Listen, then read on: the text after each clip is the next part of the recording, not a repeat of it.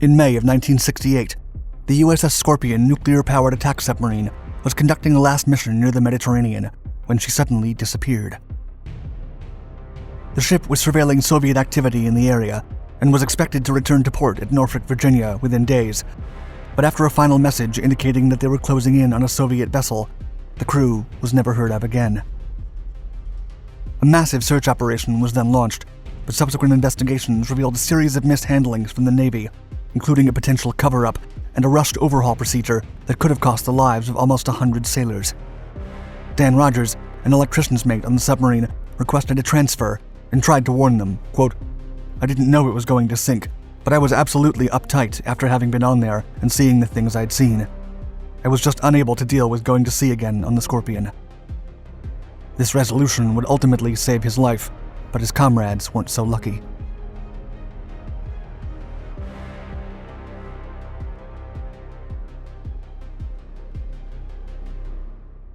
Early career. USS Scorpion was one of 6 skipjack-class nuclear-powered attack submarines.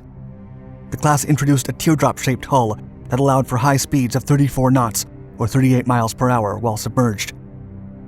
She was built by General Dynamics Electric Boat, and her keel was laid down on August 20th, 1958, in Groton, Connecticut. Launched on December 19th, 1959, she was not commissioned until half a year later. Scorpion was then assigned to Submarine Squadron 6, Division 62. In late August, she departed from New London, Connecticut, and was deployed to Europe for 2 months, where the submarine participated in exercises with the Sixth Fleet and other NATO member navies. Then in October, she returned to New England and began training along the eastern seaboard for roughly half a year. Scorpion then moved to Norfolk, Virginia, and earned a Navy unit commendation the following year. For the remainder of her career, Norfolk became Scorpion's port. She specialized in nuclear submarine warfare tactics and participated in exercises along the Atlantic, as well as in Bermuda and Puerto Rico. Then, from June 1943 to May 1964, she remained at Charleston while undergoing an overhaul.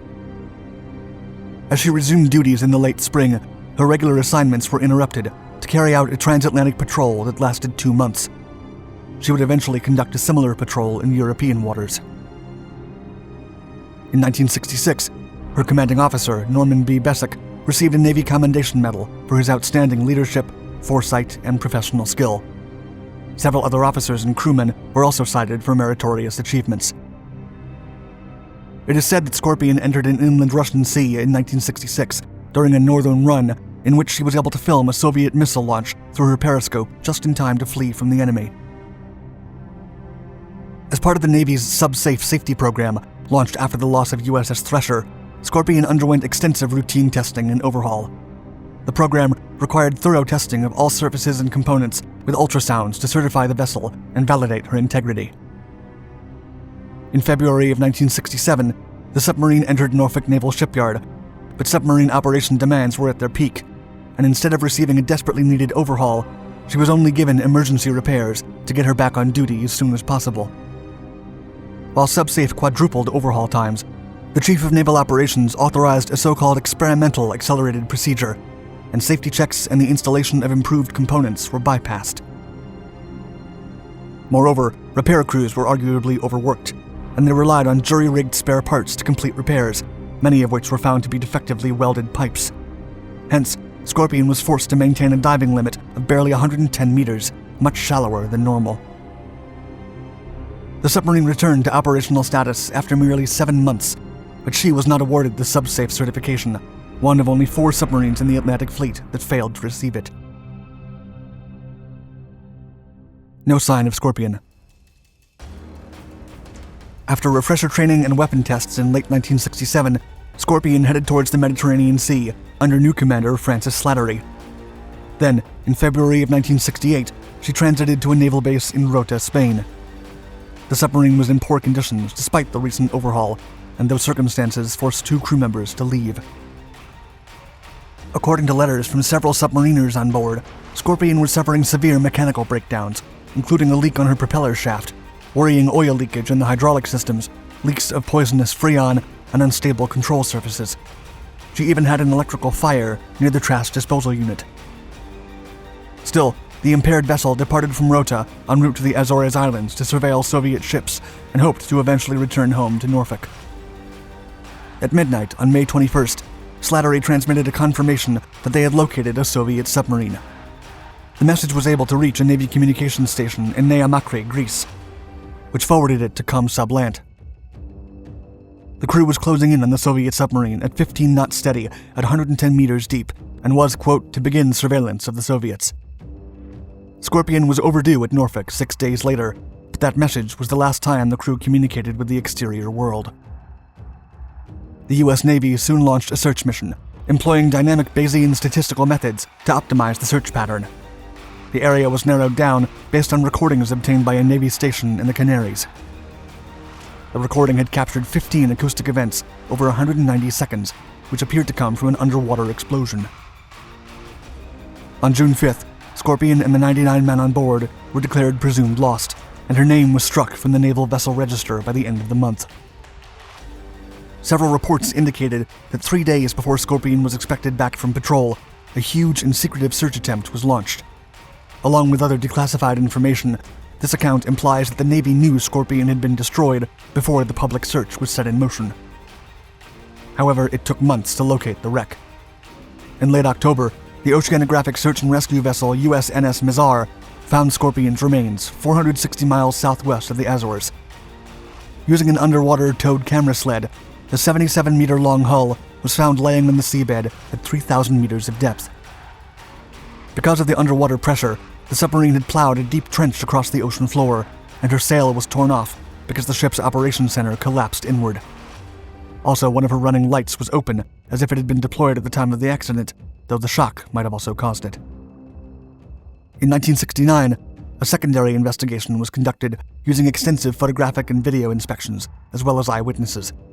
It was determined that implosion forces crushed the hull, and the vessel consequently sank below crush depth. Despite being pinched by excessive outside pressure, the torpedo room was intact, except for a missing hatch in the forward escape trunk. Furthermore, the submarine was broken in two by massive hydrostatic pressure at an estimated depth of 470 meters. The propulsion shaft came out, and the engineering section also collapsed inward. Still, the precise cause of the incident couldn't be determined. Theories galore. A court of inquiry was eventually assembled to look into the matter, and a report was made public in late January of 1969. It stated, quote, "The certain cause of the loss of the Scorpion cannot be ascertained from evidence now available." Several theories have surfaced since, and numerous books have treated the incident in depth. A theory proposed by Vice Admiral Arnold Shade and former Scorpion mechanic Dan Rogers claimed that the Scorpion sank due to a faulty trash disposal unit. The malfunction would have allowed a flood of seawater into the batteries, which would have produced hydrogen gas that may have incapacitated the crew. This series of events might have led to an explosion in the center of the submarine. Another explanation pointed towards charging batteries at periscope depth and how Scorpion might have suffered a hydrogen explosion. The charging process could have channeled excessive energy into individual cells, which could have potentially released enough hydrogen gas to cause an explosion. Such problems with overcharged cells were common among U.S. submarines at the time.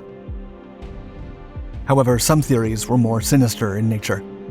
Several books, such as All Hands Down, Red Star Rogue, and Scorpion Down, allege that Scorpion was sunk by a Soviet submarine, or perhaps a torpedo launched by a helicopter. Still, these theories are only based on conjecture and anonymous sources. It was disclosed decades later that the Navy actually had its own theory about the cause of the sinking. The organization had concluded that a defective Mark 37 torpedo warhead had detonated, and that the 330-pound mine could have been accidentally launched or jettisoned.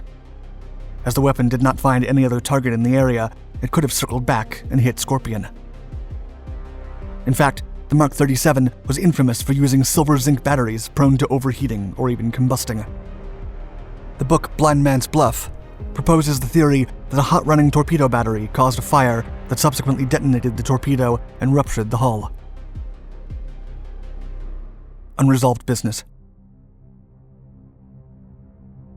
Crew member Dan Rogers had abandoned Scorpion months before because he deemed her unsafe.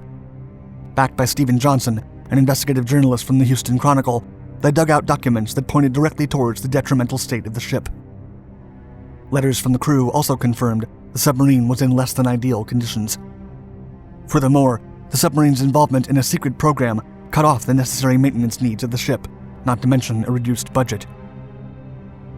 Meanwhile, co-authors of Blind Man's Bluff, Christopher Drew and Sherry Sontag, maintained that the Navy ignored previous issues and warnings about the torpedoes. While they could not confirm the theory, they assured the danger was palpable. To this day, the exact reasons behind the sinking of the USS Scorpion have not been determined. However, the U.S. Navy never again rushed an overhaul procedure after the loss and revised the Mark 37's design. The wreck is also routinely surveyed for radioactive leakage. Ultimately, Scorpion was the second nuclear submarine the U.S. Navy lost. She was also the last.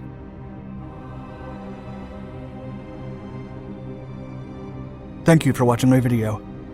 If you enjoyed it, please give us a like. And don't forget to subscribe to all our Dark Documentaries channels, and let us know in the comments below about any story you'd like to see featured in our videos.